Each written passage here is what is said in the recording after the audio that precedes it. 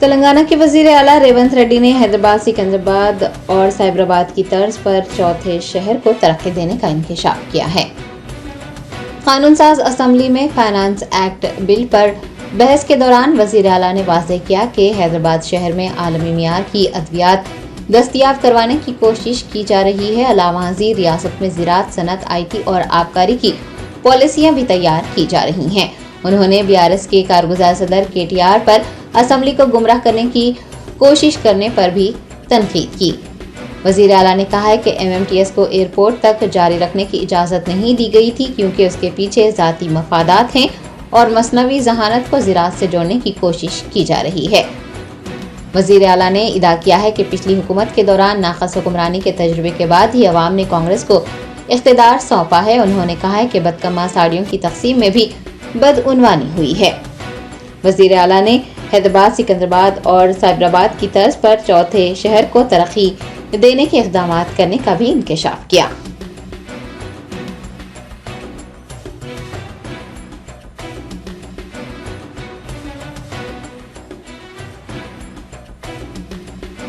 ఇవాళ ఆ ప్రాంతాన్ని ఒక అద్భుతమైన నగరంగా వారు ఏదైతే మెట్రో రైల్ గురించి చెప్పినరో నేను ఇప్పుడు మళ్ళీ కూడా చెప్తున్నా అధ్యక్ష, అంతర్జాతీయ ఎయిర్పోర్టు నుంచి ముచ్చర్లలో ఈరోజు నిర్మించబోయే 4th సిటీ అధ్యక్ష, హైదరాబాద్, సికింద్రాబాద్ సిటీ, సైబరాబాద్ సిటీ, ఇప్పుడు ముచ్చర్లలో 4th సిటీని మేము ఈరోజు ఎస్టాబ్లిష్ చేయబోతున్నాము.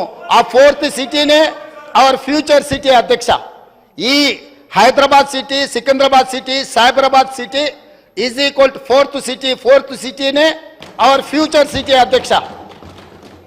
ఇవాళ అంతర్జాతీయ ఎయిర్పోర్ట్ వరకు మెట్రో తేవడమే కాదు, అంతర్జాతీయ ఎయిర్పోర్ట్ నుంచి ముచ్చర్లలో నిర్మించబోయే ఒక గొప్ప నగరానికి మెట్రో రైల్ రవాణా సౌకర్యాన్ని కూడా ఏర్పాటు చేసి ప్రపంచమంతా ఎక్కడ పెట్టుబడులు పెట్టాలి అని అంటే అక్కడికి వచ్చి పెట్టుబడులు పెట్టాలి.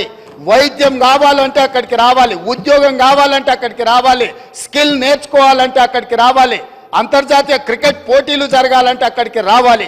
ఈరోజు అక్కడ గల్ఫ్ క్లబ్ కూడా మనము ప్రణాళికలు చేస్తున్నాం అధ్యక్ష.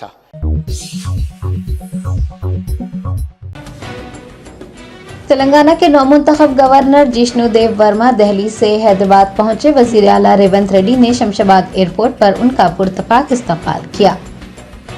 साल 2018 से साल 2023 के दरमियान त्रिपुरा के नायब वजीर आला के तौर पर खिदमत अंजाम देने वाले जिष्णु देव को तेलंगाना के चौथे गवर्नर की जिम्मेदारी सौंपी गई है। वो आज शाम राजभवन में गवर्नर का हलफ लेने के लिए दिल्ली से हैदराबाद पहुंचे, जहां शमशाबाद एयरपोर्ट पर वजीर आला रेवंत रेड्डी ने उनका पुरतपाक इस्तकबाल किया। चीफ सेक्रेटरी शांति कुमारी, DGP तेलंगाना जितेंद्र, रियासती हुकूमत के मुशीर हराकरा राव व दीगर आला ओहदेदारों ने नौमुंतखब गवर्नर का इस्तकबाल किया। दरियासना उन्होंने मुसल्लह अफवाज के दस्ते की सलामी भी ली।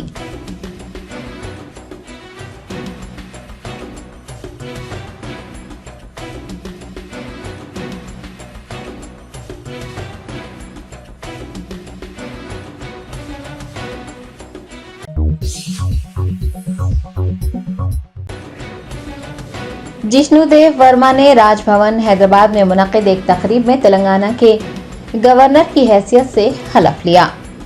चीफ सेक्रेटरी शांति कुमारी ने राजभवन में सदर द्रौपदी मुर्मू के जारी किए गए वारंट ऑफ अपॉइंटमेंट को पढ़कर सुनाया। तेलंगाना हाईकोर्ट के चीफ जस्टिस आलोक अरादे ने जिष्णु देव वर्मा को ओहदे का हलफ दिलाया। इस मौके पर तेलंगाना के chief minister Revanth Reddy, deputy chief minister Bhatti Vikramarka, रियासती काबीना के अरकान, मरकजी वजीर G किशन रेड्डी, MLAs और मुख्तलिफ सियासी जमातों के सीनियर कायदीन भी मौजूद थे।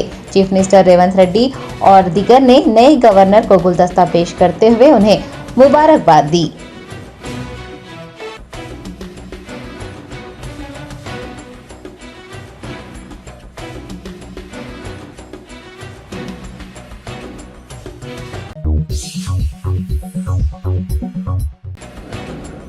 साबिक वजीर व सिलसिला MLA KTR ने कहा है कि जब तक कांग्रेस 6 जमानतें नाफिज नहीं करती, BRS इसके लिए आवाज उठाती रहेगी।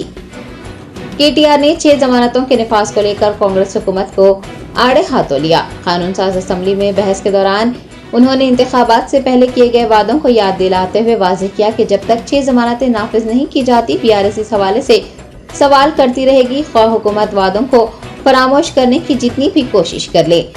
कारगुजार सदर ने यह भी वाज़ेह किया है कि जब तक हुकूमत वादों पर अमल आवारी नहीं करती, बीआरएस अपनी जद्दोजहद जारी रखेगी।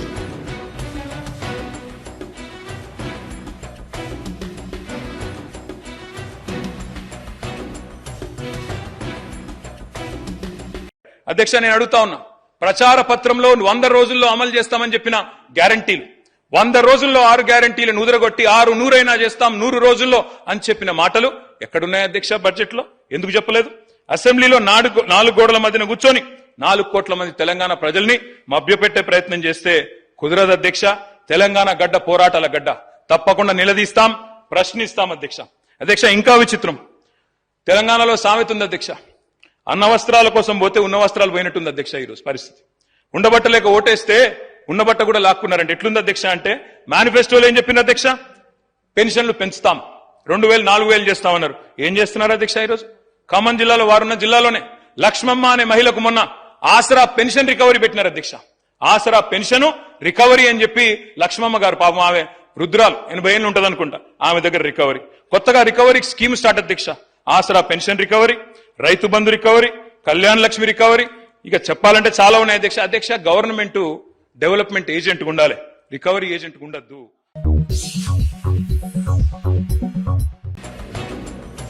रियासती वजीर पूनम प्रभाकर ने आरटीसी बसों में सफर करने वाली खवातीन से मुताल्लिक गर्दिश कर रहे वीडियोस के खिलाफ कार्रवाई का मुतालबा किया है। कानून साज असेंबली में वजीर ट्रांसपोर्ट पूनम प्रभाकर ने कहा कि आरटीसी बसों में खवातीन के लड़ाई झगड़ा करने और आरटीसी बसों को अपने घरों के तौर पर इस्तेमाल करने के दावे करते हुए जानबूझकर वीडियोस बनाकर वायरल किए जा रहे हैं। पूनम प्रभाकर ने इन वीडियोस की तहकीकात करने का मुतालबा किया है। उनका कहना है कि करोड़ों खवातीन इस स्कीम से इस्तेफादा हासिल कर रही हैं, लेकिन उनके खिलाफ तौहीन आमेज वीडियोस बनाकर वायरल किए जा रहे हैं और ऐसे अफराद के खिलाफ कार्रवाई की जानी चाहिए।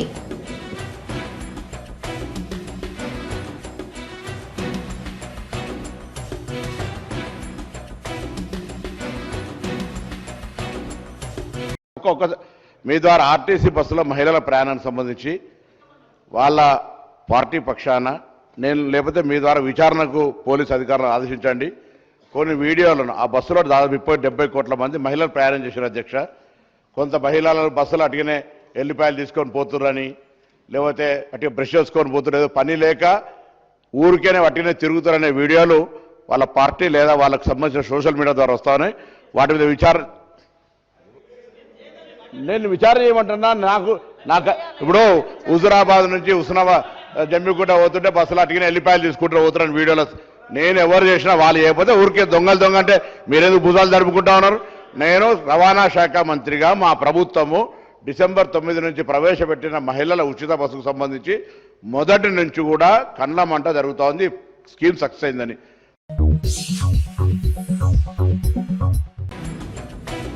बीआरएस के कारगुजार सदर केटीआर ने गोडी इंडिया नामी कंपनी के 8,000 करोड़ रुपए के सरमायाकारी करने पर खदशात का इजहार किया है। केटीआर ने कानून साज असेंबली में बताया कि महेश गोडी नामी शख्स ने ऐलान किया है कि उसकी गोडी इंडिया कंपनी 8,000 करोड़ रुपए की सरमायाकारी करेगी।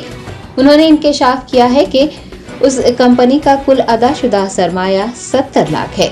31% शेयर्स 50 करोड़ रुपए में फरोख्त किए गए हैं और अगर कंपनी की रिपोर्ट का तज्जिया किया जाए तो उसे 27 लाख का नुकसान हुआ है। केटीआर ने पूछा है कि ऐसी कंपनी 8,000 करोड़ रुपए की सरमायाकारी किस तरह से कर सकती है।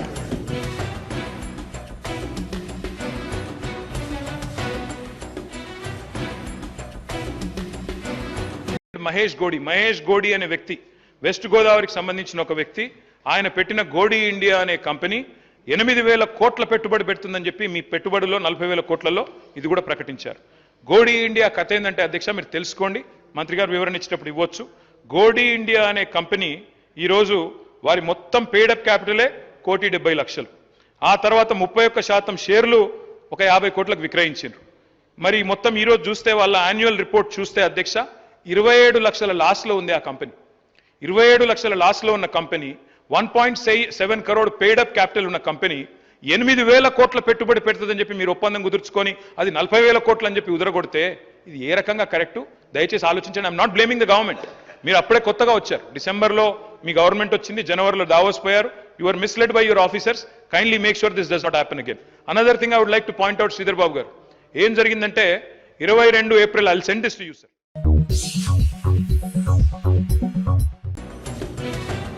तेलंगाना के नायब वजीर आला भट्टी विक्रमार्का ने बीआरएस एमएलए सबिता इंद्रा रेड्डी पर तनकीद करते हुए कहा कि उन्होंने अपने मफाद के लिए पार्टी तब्दील की और कांग्रेस पार्टी को धोखा दिया। तेलंगाना कानून साज असेंबली के इजलास में नायब वजीर आला भट्टी विक्रमार्का ने साबिक वजीर व बीआरएस एमएलए सबिता इंद्रा रेड्डी को अपनी तनकीद का निशाना बनाया और कहा कि वो कांग्रेस पार्टी में आला ओहदों पर फायज रही, ताहम जब पार्टी मुश्किल वक्त से गुजर रही थी तो उन्होंने पार्टी को छोड़ दिया। भट्टी विक्रमार्का ने याद दिलाया कि जब उन्हें अपोजिशन लीडर की जिम्मेदारी सौंपी गई थी तो सबिता इंद्रा रेड्डी ने उनकी हिमायत करने के बजाय अपने मफाद के लिए पार्टी तब्दील कर ली और कांग्रेस को धोखा दिया।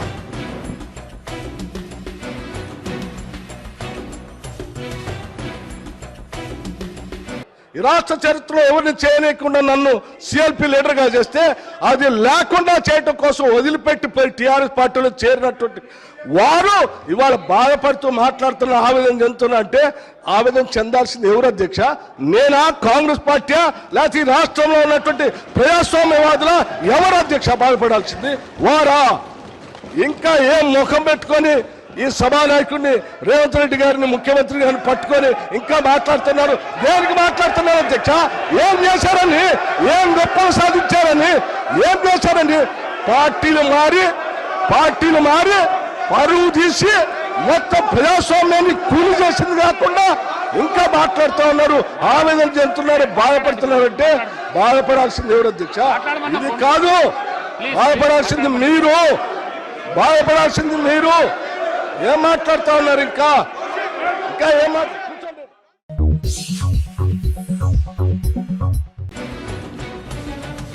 भारत राष्ट्र समिति के अराकीन असेंबली ने वजीर आला रेवंत रेड्डी और नायब वजीर आला भट्टी विक्रमार्का की जानिब से खवातीन अराकीन असेंबली से मुताल्लिक़ किए गए तबसरों पर ऐवान से वॉकआउट कर दिया। तानाशाही नहीं चलेगी के नारे लगाते हुए वजीर आला और नायब वजीर आला से मुआफ़ी मांगने का मुतालबा भी किया गया।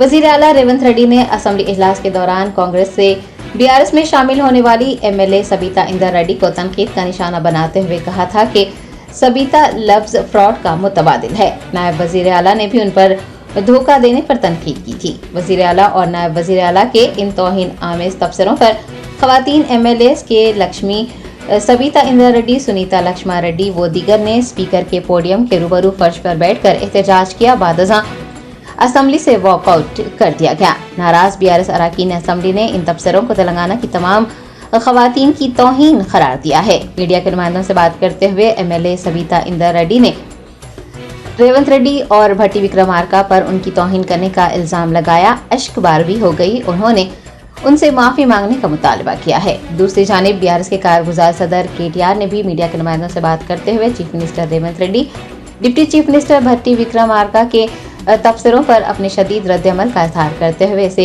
तेलंगाना की तमाम खवातीन की तौहीन करार दिया है और दोनों से मुआफ़ी मांगने की मांग की है।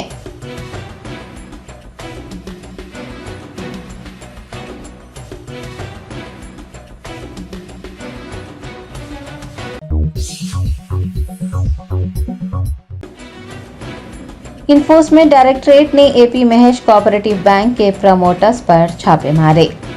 जराये ने बताया कि इन्फोर्समेंट डायरेक्टरेट ने बुध की सुबह एपी महेश कोऑपरेटिव बैंक के प्रमोटर्स पर फंड्स में खुर्द-बुर्द के इल्जामात के बाद हैदराबाद में 6 मुकामात पर छापे मारे हैं। इस दौरान हुकाम ने भारी मकदार में नकद रकम भी जब्त की है। हैदराबाद सिटी पुलिस के जरिए दर्ज एफआईआर की बुनियाद पर ईडी ने ये कार्रवाई की है। सोलीपुरम वेंकट रेड्डी और रूटिंग ऑपरेशन से जुड़े 2 दीगर अफराद की तलाशी भी ली गई है। चेयरमैन, एमडी और वाइस चेयरमैन समेत आला हुकाम इसमें मुलविस बताए जा रहे हैं। तीनों के खिलाफ जाली दस्तावेजात, 300 करोड़ रुपये से जायद कर्जों की गैर कानूनी तकसीम और बैंक से 18 करोड़ 30 लाख रुपये की खुर्द-बुर्द जैसे संगीन इल्जामात भी आयद हैं।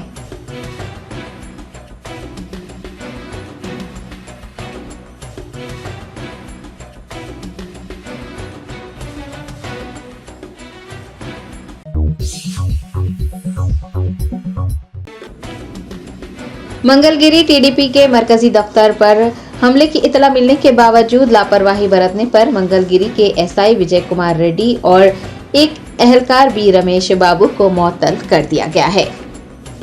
गुंटूर के मंगलगिरी में टीडीपी के मरकजी दफ्तर पर 19 अक्टूबर साल 2021 को वाईएसआरसीपी के कारकुनान ने हमला किया गया था। इस वाक़े की तहकीकात के बाद ये इंकशाफ हुआ है कि टीडीपी हेडक्वार्टर पर हमले की पेशगी इतला मौसूल होने के बावजूद पुलिस ओहदेदारों ने लापरवाही बरती।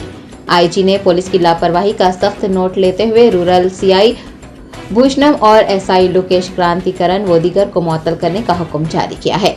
आपको बता दें कि पार्टी दफ्तर पर हमले के खिलाफ एक मुकदमा दर्ज करवाया गया था, ताहम किसी ने इस मामले का नोट नहीं लिया और न ही कोई कार्रवाई की। आंध्र प्रदेश में इत्तेहादी हुकूमत के क़याम के बाद पुलिस के आला हुकाम ने इस वाक़े का नोट लेते हुए कार्रवाई की है और इसकी गहरी तहकीकात का हुक्म भी जारी किया है।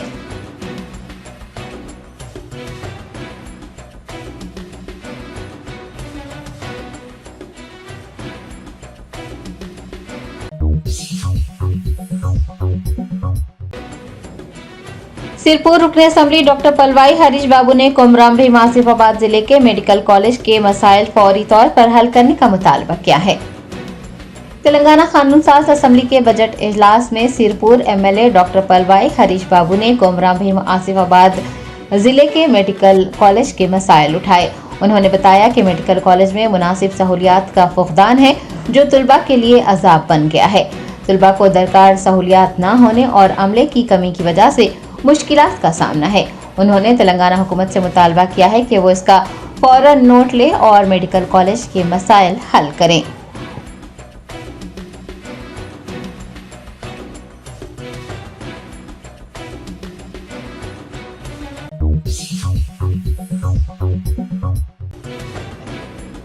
मरकजी वजीर दाखिला अमित शाह ने बताया कि केरला हुकूमत को वायनाड हादसे से एक हफ्ता पहले ही यानी 23 जुलाई को भारी बारिश और लैंडस्लाइडिंग की पेशगी वार्निंग दी गई थी। इसके बावजूद भी कोई जरूरी कार्रवाई नहीं की गई।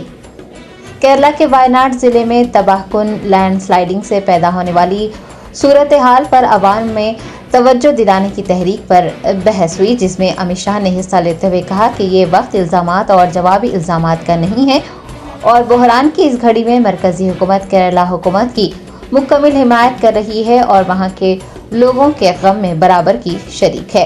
उन्होंने बताया कि साल 2016 से मुल्क में शदीद बारिश, शदीद गर्मी की लहर और तूफान जैसी आफात के लिए जदीद तरीन इब्तदाई वार्निंग सिस्टम मौजूद है और बिजली से चलने वाले सिस्टम से मौसूल होने वाली मालूमात की बुनियाद पर एक हफ्ता पहले ही पेशगी वार्निंग भेजी जाती है। केरला के मामले में भी यही हुआ।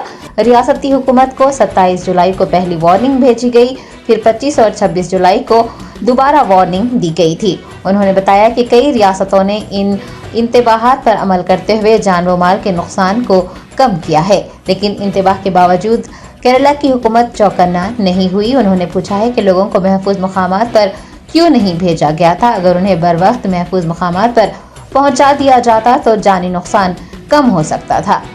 उन्होंने ये भी बताया कि तबाही के बाद लोगों का वहां से तखलिया करवाया गया है।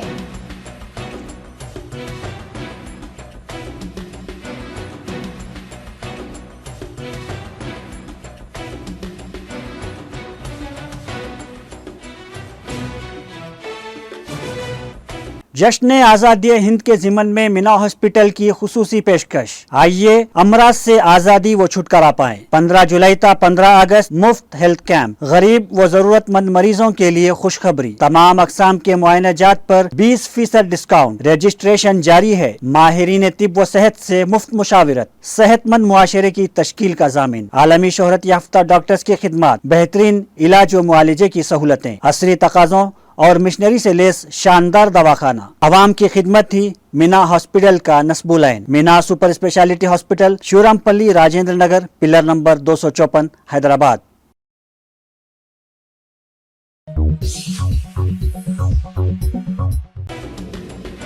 एसीबी के अहदेदारों ने पंजागुट्टा सर्कल 1 हैदराबाद के डिप्टी कमर्शियल टैक्स अफसर को रिश्वत लेते हुए रंगे हाथों पकड़ लिया।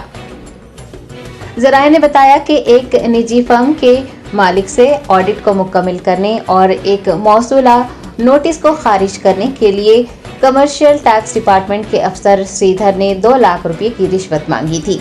एसीबी के ओहदेदारों ने श्रीधर को रिश्वत लेते हुए रंगे हाथों पकड़ लिया। मीडिया के नुमाइंदों से बात करते हुए रंगारेड्डी रेंज एसीबी ने तफसीलात बताई हैं। बताया गया है कि श्रीकांत की सॉफ्टवेयर कंपनी उपल में वाक़ है। उसने पंजागुट्टा सर्कल के स्टेट टैक्स ऑफिसर श्रीधर से रुजू होते हुए ऑडिट को मुकम्मल करने और उसे मौसूल होने वाली एक नोटिस को खारिज करने की दरख्वास्त की थी, जिस पर श्रीधर ने 2 लाख रुपए की मांग की थी।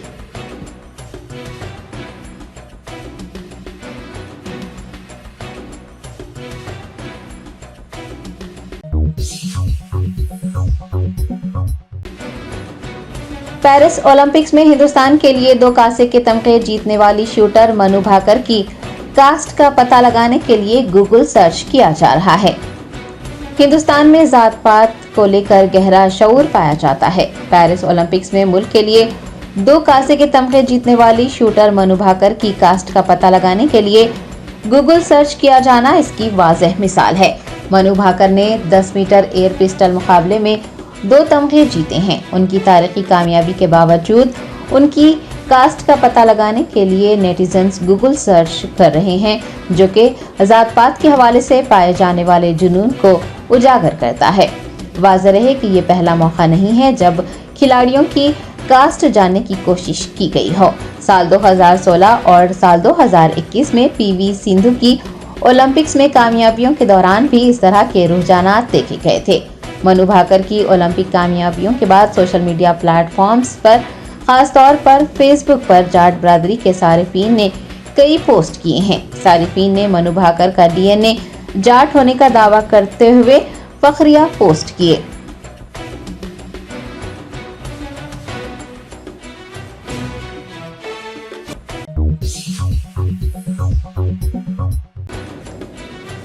मंचियाल जिले के चेन्नूर में एक बार अमले की जानिब से शराब फराहम न करने पर बरहम नौजवानों ने हंगामा बर्पा कर दिया। तफसीलात के मुताबिक चेन्नूर के आयान बार में रात 12 बजे नौजवानों ने शराब न देने पर खूब हंगामा किया और बार अमले पर हमला करने की कोशिश भी की गई।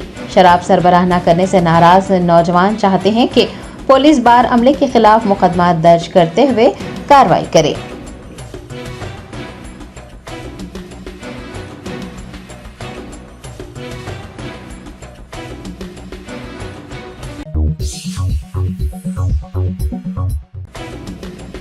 मशरक़ी गोदावरी जिले के गोकावरा मंडल में जंगली जानवरों का शिकार करने जा रहे नौजवानों की बंदूक से इत्तेफाकी तौर पर गोली चल गई। चौकन्ने गांव वालों ने दोनों को पकड़कर पुलिस के हवाले कर दिया। तफसीलात के मुताबिक गोकावरा मंडल के कोतापल्ली में बंदूक से इत्तेफाकी तौर पर गोली चलने का वाकया पेश आया। 2 नौजवान सूरम प्लेमम प्रोजेक्ट में जंगली जानवरों का शिकार करने जा रहे थे कि उनकी बंदूक से इत्तेफाकी तौर पर गोली चल गई। गोली चलने की आवाज से चौकन्ना हुए गांव वालों ने दोनों को पकड़कर पुलिस के हवाले कर दिया। पुलिस ने नौजवानों को अपनी तहवील में लेकर इस वाक़े की तहकीकात का आगाज किया है।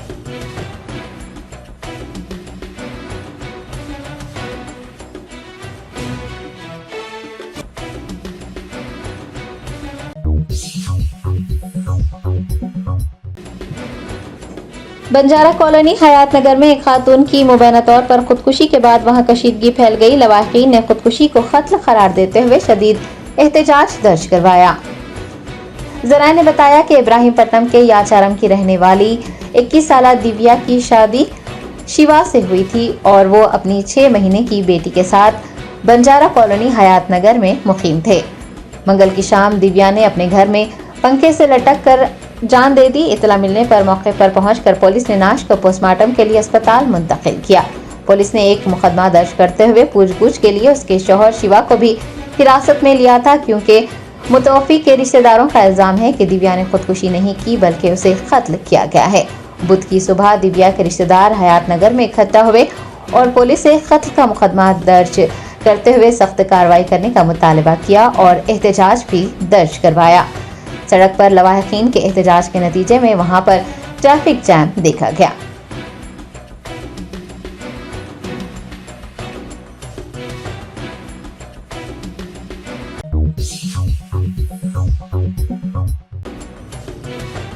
बालापुर पुलिस ने अवाम में तहफ़्फ़ुज़ का एहसास पैदा करने और जराइम की रोकथाम के लिए खुसूसी प्लाटून के साथ मुख्तलिफ इलाकों का तफसीली दौरा किया।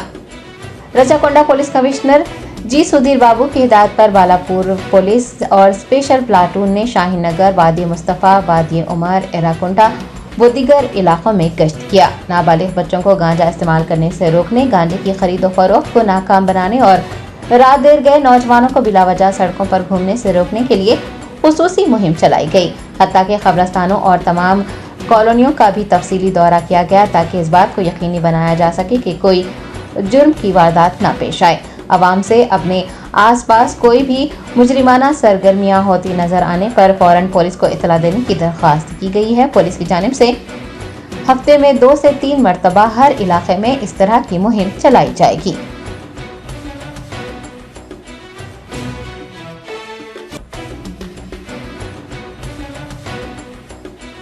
कमिश्नर राचकोंडा श्री सुधीर बाबू सर आर्डर्स के लिए बालापुर पीएस लिमिट्स में एक विजिबल पोलिसिंग कर रहा आज।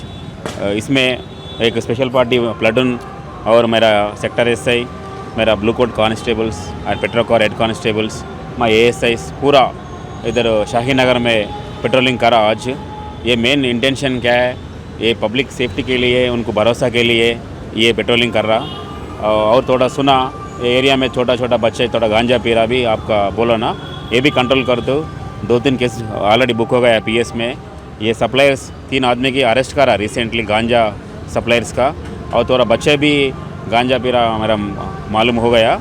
उनको भी कंट्रोल करके काउंसलिंग करके ये पूरा शाहीन नगर बालापुर लिमिट्स में कंट्रोल के लिए बालापुर पुलिस तैयार है। अब पब्लिक भी इंफॉर्मेशन आते हैं पुलिस वाला की, थोड़ा इन्फॉर्मेशन दो और क्या होना पब्लिक इमीडिएटली रिस्पांस के लिए, उनका भरोसा के लिए ये फुट पेट्रोलिंग, विजिबल पेट्रोलिंग चल रहा आज से। एवरी हफ्ता वीक में 2-3 बार फुट पेट्रोलिंग इधर शाहीन नगर पूरा आल कॉलोनी कवर के लिए कर रहा। रिसेंटली 2 दिन से एक वादे उमर, वादे मुस्तफ़ा, शाह हिल्स, पीर की मंडी में पूरा पेट्रोलिंग, विजिबल पेट्रोलिंग करा। और पब्लिक पे कोई इन्फॉर्मेशन आते बालापुर पुलिस को इन्फॉर्म करते, इमीडिएटली एक्शन ले सकते। Thank you all.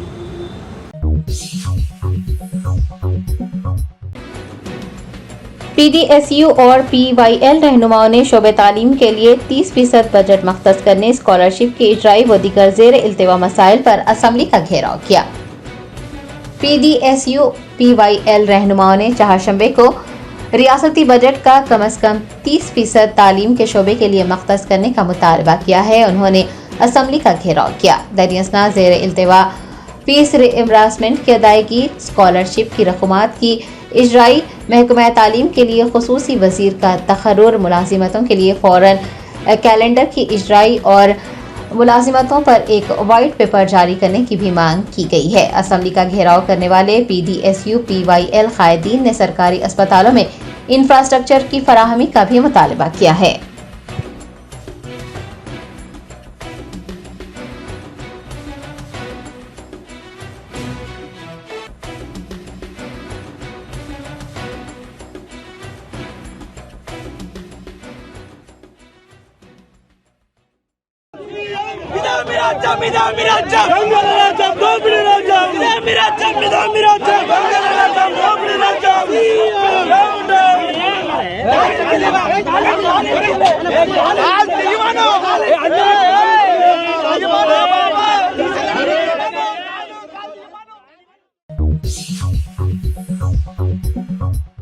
Bright smiles, big dreams.